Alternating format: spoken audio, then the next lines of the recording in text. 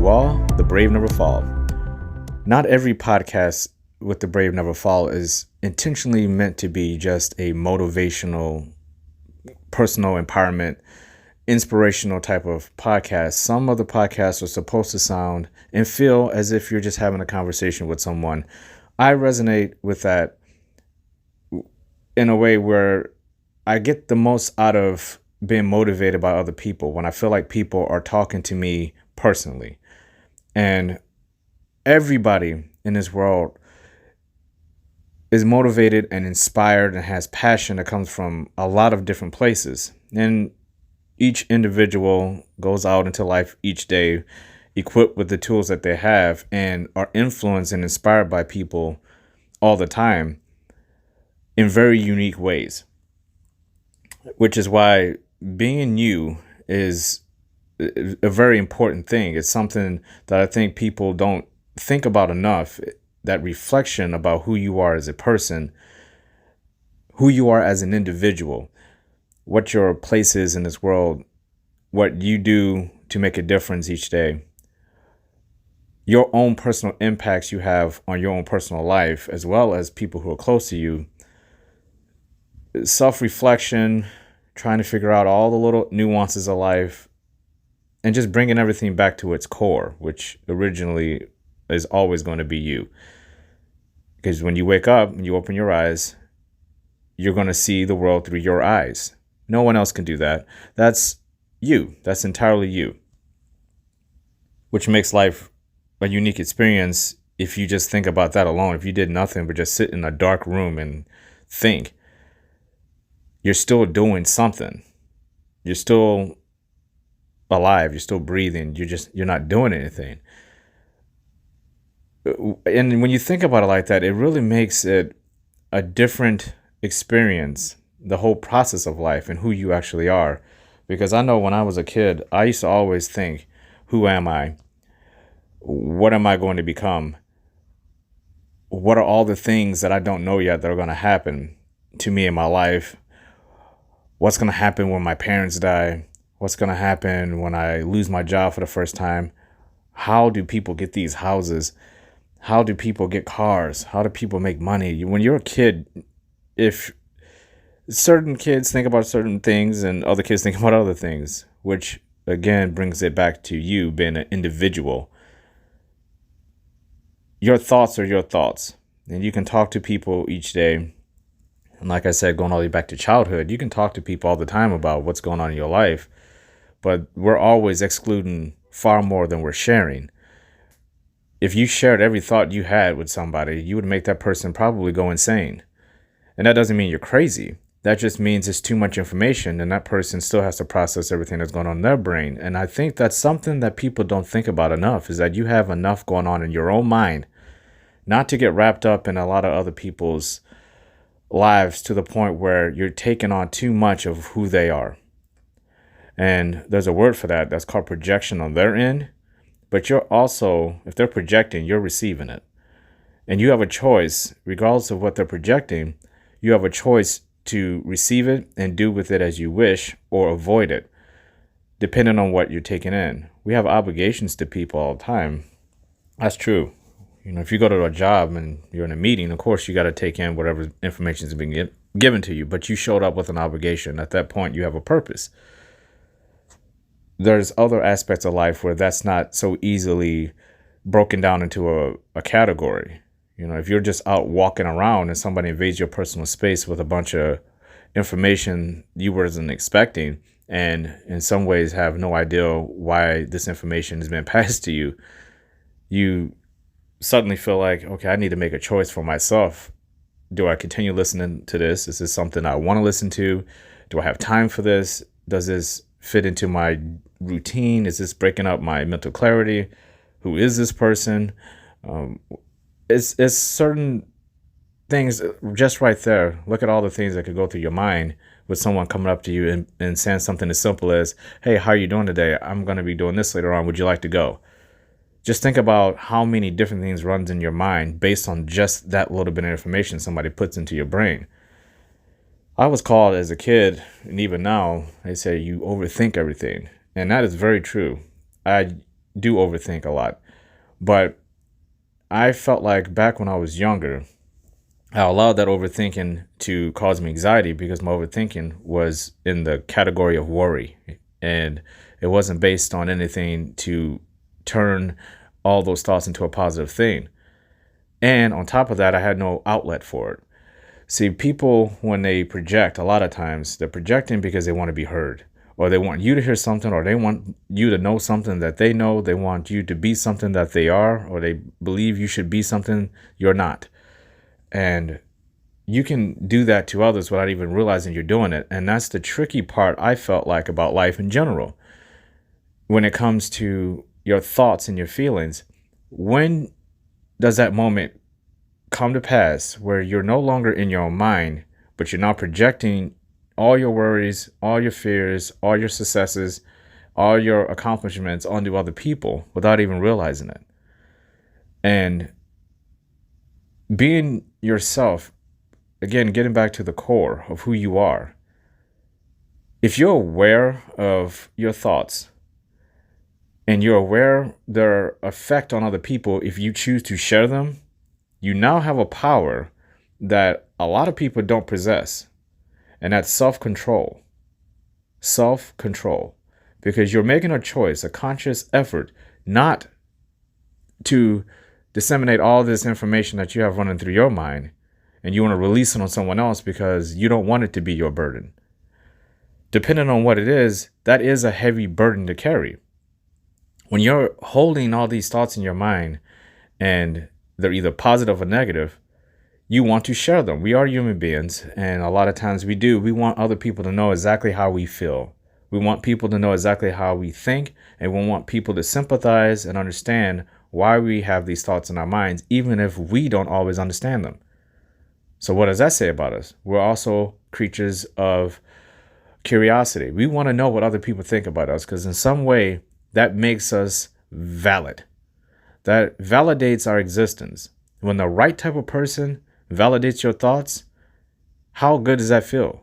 If you're looking up to someone and you're in a place where you're feeling like everything's going good, I'm really liking my mindset, I'm really liking my self-discipline, I'm really having a good string of months of self-love and self-care, self-worth. I'm thankful for what I have. I've forgiven people that probably shouldn't even be forgiven. I'm on a path of quote-unquote righteousness. And I'm going to tell someone about this because I feel great about it and I want to share it, which is nothing wrong with that. And then you share it with the right type of person. They say, you know, you're absolutely right. I feel this, this, and this. And you walk away feeling validated. Or you share it with someone and they say, yeah, you've done a good job, but you have a long way to go. And it comes from not only the right person at the right time, but then you choose at that point, you have a choice. And this is where self-control comes in. You can take that information and use it as a source of, okay, apparently I was doing good. I crossed that mountain. I was in a place that was really good. And this person with one sentence just brought me back down to another valley. Now I got another mountain to climb because apparently this person I respect says I have more room to grow.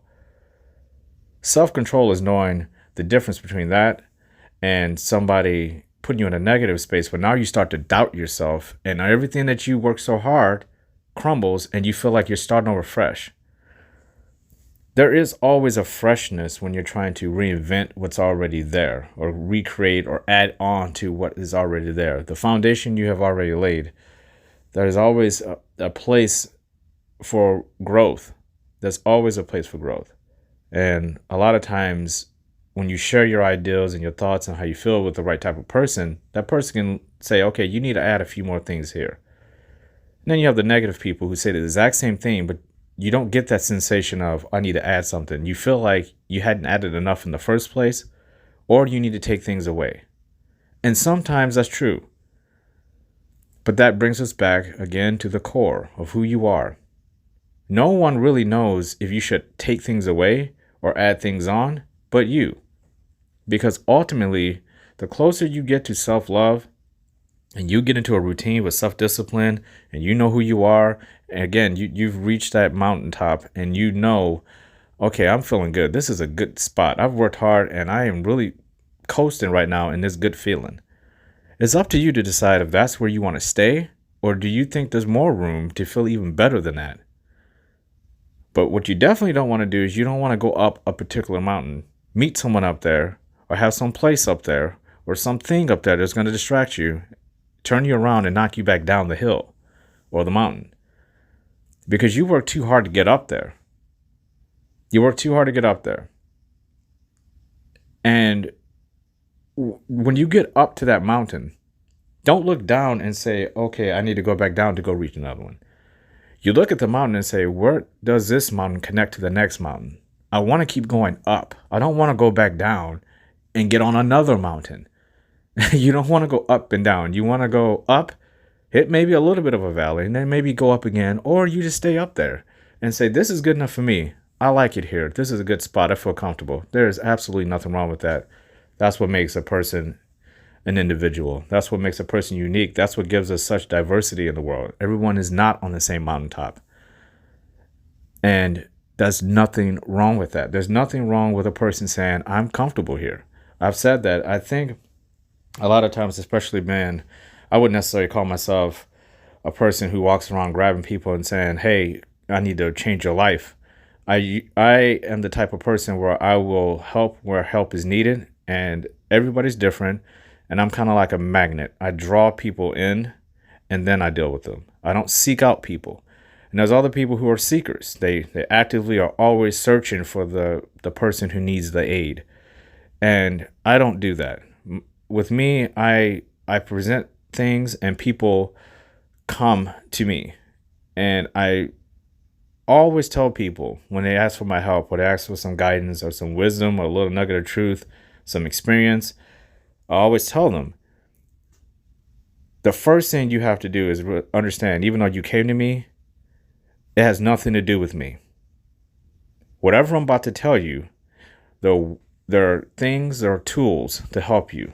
It's a brick. I'm going to hand you a brick to start building your foundation.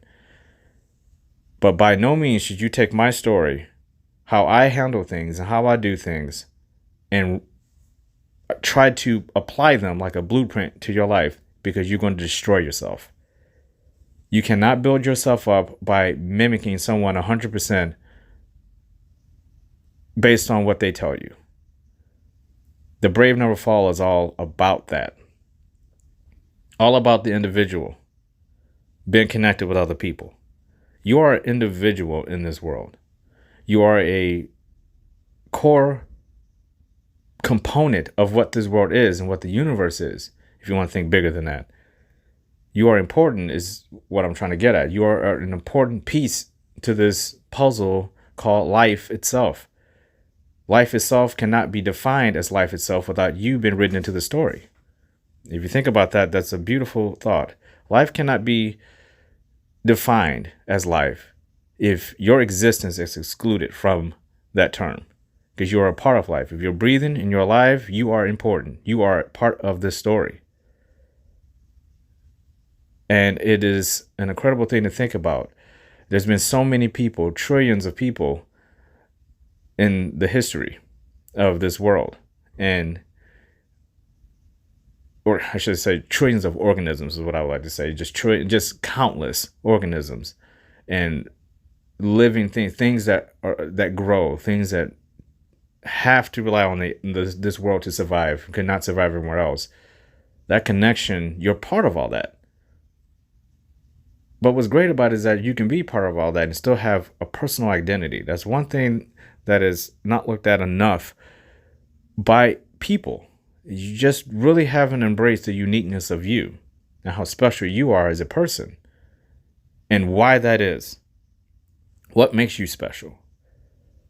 The best way to find out what makes you special is by accepting who you are, first off.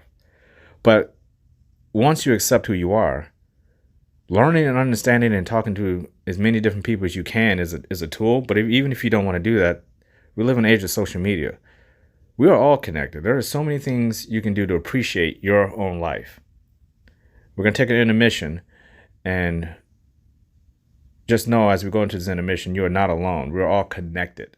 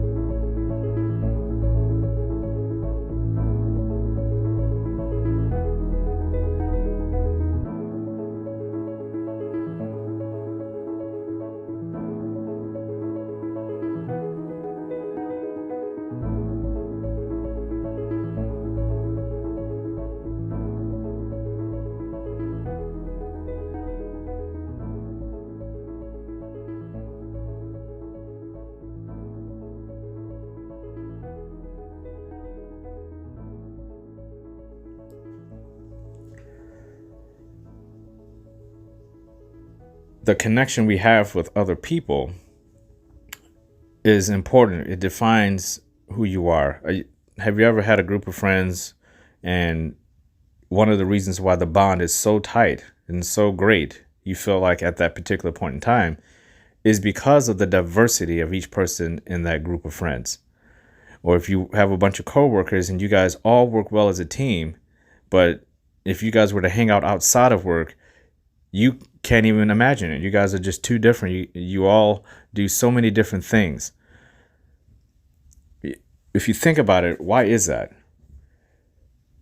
Think about how amazing it is to be with a group of people, all working together, but yet each person has their own take on whatever you guys are talking about.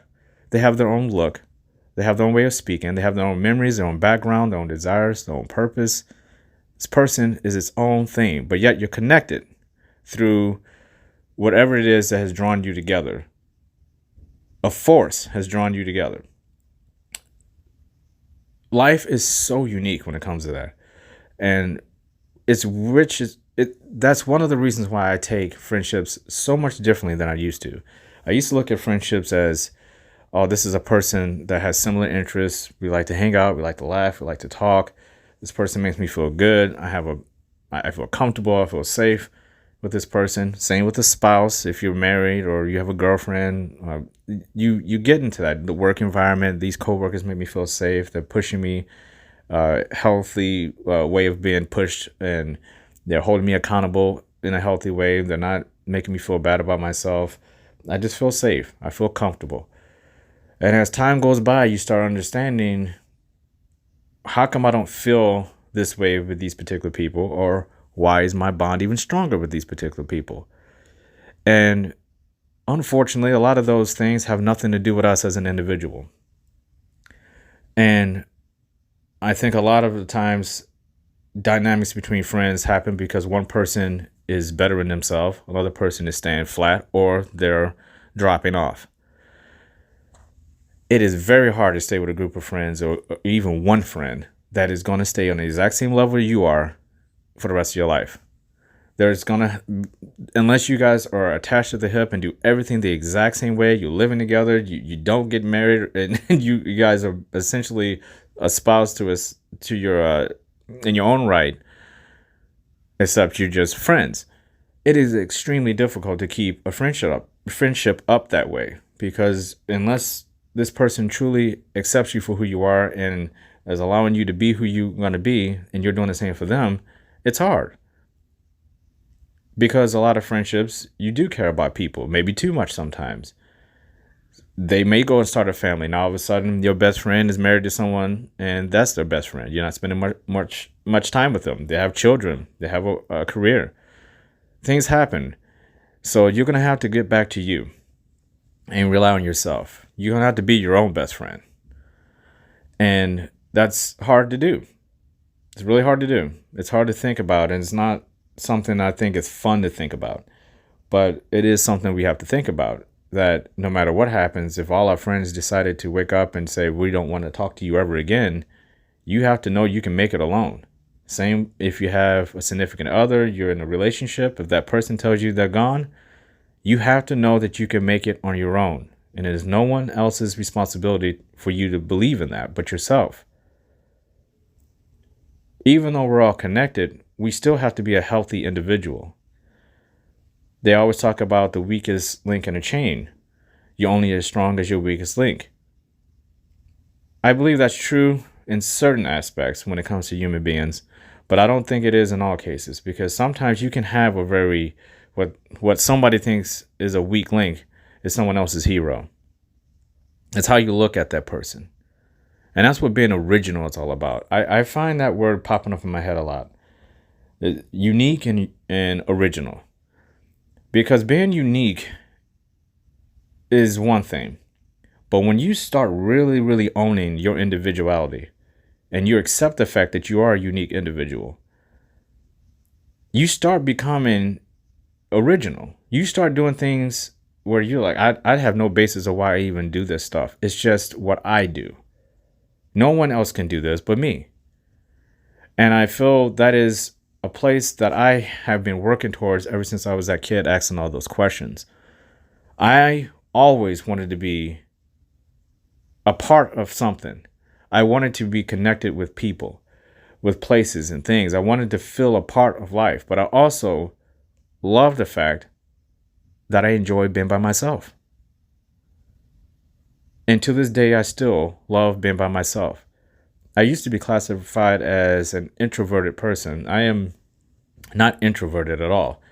I love being around people, but the right types of people. I love big crowds. I love small crowds. I love all types of people. The difference between me wanting to be around certain people and choosing to be alone a lot of times to reflect and meditate and do the things that I like to do alone, run alone and things like that, that doesn't make me introverted. That makes me aware that I get to choose who influences my life in any way. There's certain things I can choose to do in my life. If I choose to say, I'm done with city life, I'm done with St. Louis, Missouri, I want to go live out in Alaska in the wilderness, I could start right now, learning the process, getting the permits, learning everything I can, and I can go do that anytime I want. I think that's it's a fancy way of saying you can do whatever you want in life. Nobody has a right to tell you what you want to do. If you want to be alone, be alone. That doesn't mean you're introverted all the time. That just means you're taking care of yourself first. And if they want to attach the word introverted to it, then fine, let them attach it. I still have people tell me I'm introverted. I am not introverted at all. I just choose my spots carefully.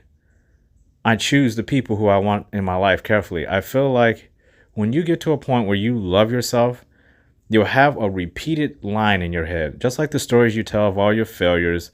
When you fail over and over and over again, and you have that story playing in your head, you just keep replaying it over and over and over again. I should have done this. I should have done this. And I always say, I have an exercise. Well, if you're going to think about it all those times, you might as well change the outcome in your mind. Instead of thinking that story over and over and over again with the result that you actually experienced, change the things you would have changed if you could go back in time. Change those aspects of that story into whatever you want that makes you feel better about that story, so you don't have that story play again. That is the only version of that story that's going to play in your mind. But I would say when you're in a place where people are telling you need to be a certain way around certain people, you have a choice to be with whoever you want to be. And you can be whoever you want to be, and you can be as original as you want. If you choose to say, I'm going to dress like whatever, that's your choice. That's your right. And people don't have a right to tell you otherwise. And it's your responsibility to figure out what that is for yourself, or don't get upset when people start putting labels on you. That line, again, in your head, when you're playing all those stories and you're saying, I can't believe these people said this about me. I can't believe these people did this to me. I can't believe my job did that to me.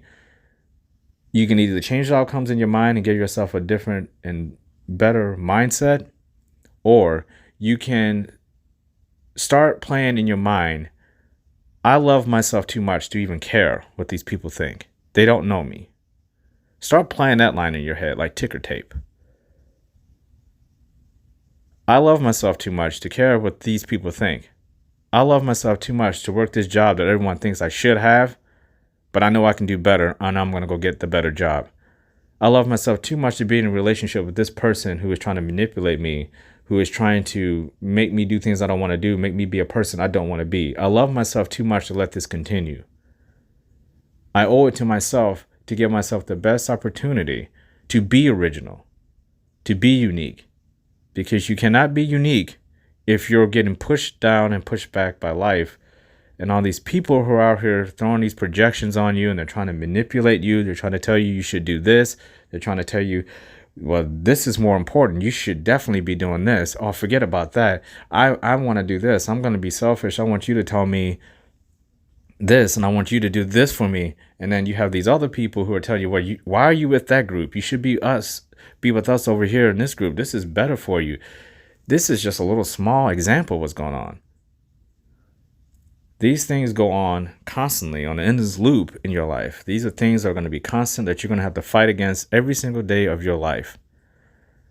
And unfortunately, we don't have a pause button. I just said the ticker tape that runs on the television if you're watching the news.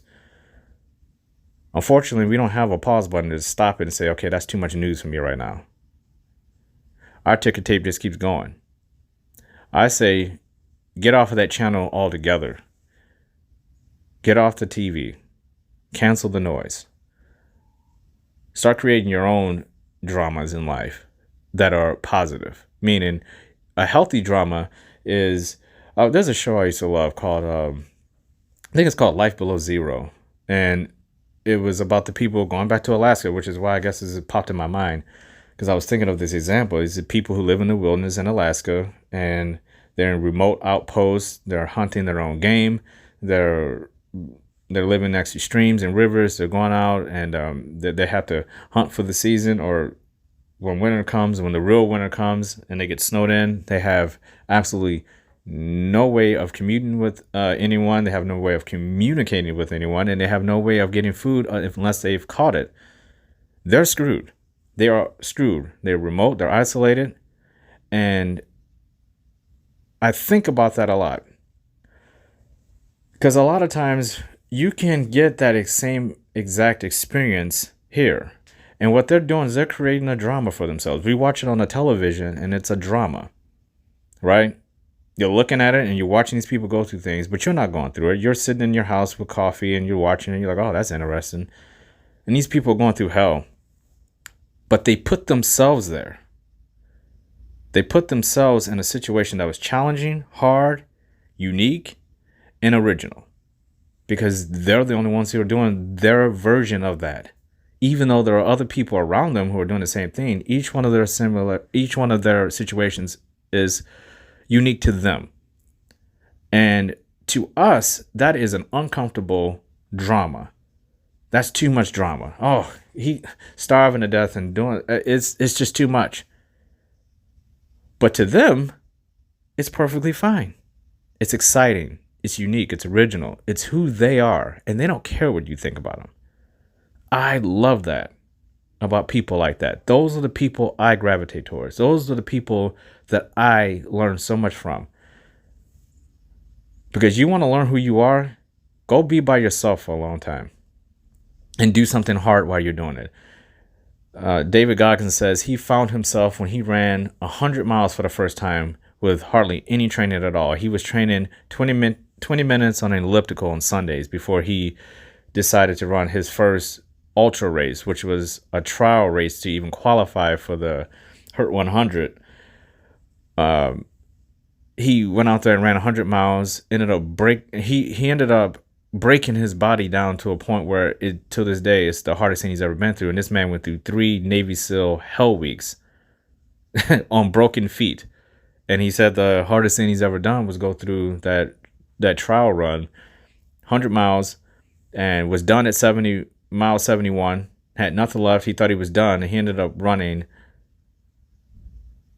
the rest of the race, broken down, and had no idea how he did it. And he said he found himself in that race. He found who he was. Because you have to do something that is dramatic enough that's going to break you down to your pure essence on pure survival mode, but you don't give up. You just keep going. And I don't know if I've actually hit that yet. I'm searching for it. I'm getting close with these marathons that I'm running. And I think everybody has a version of that for themselves.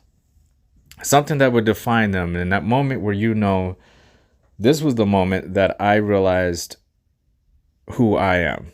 The complete uniqueness of myself. Now, I have found small moments like that, but I know that there's another big one coming. And I know it's going to come through running.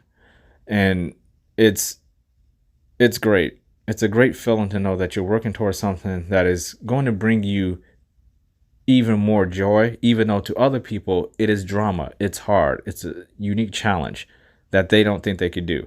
And you have other people who are doing it. I'm not the only marathon runner. So I know I'm not alone in that regard, but that's where the unique individual experience comes in for myself. Because you know, now getting back to you, you know what would be a trial for you, something that would be hard for you, something that is equivalent to, like I said, going out into the wilderness and living out there by yourself for years because you want to. And then other people say, why are you doing it? And you're saying, I'm going to do it anyway because I'm me. I have self-love for myself and I think this is best for me and I don't care what you think. That's what life should be about. You should be able to wake up every day and say, I am perfectly fine and capable of getting through this day, not caring what people think about me. And I'm just going to do what I want to do. I'm not hurting anyone. I'm not bothering anyone. But I have a right to wake up, get through the day and go to bed, having done what I want to do because it's best for me. And if that's not good enough for everyone else around me, the people that have such a problem with that, they're going to go bye-bye.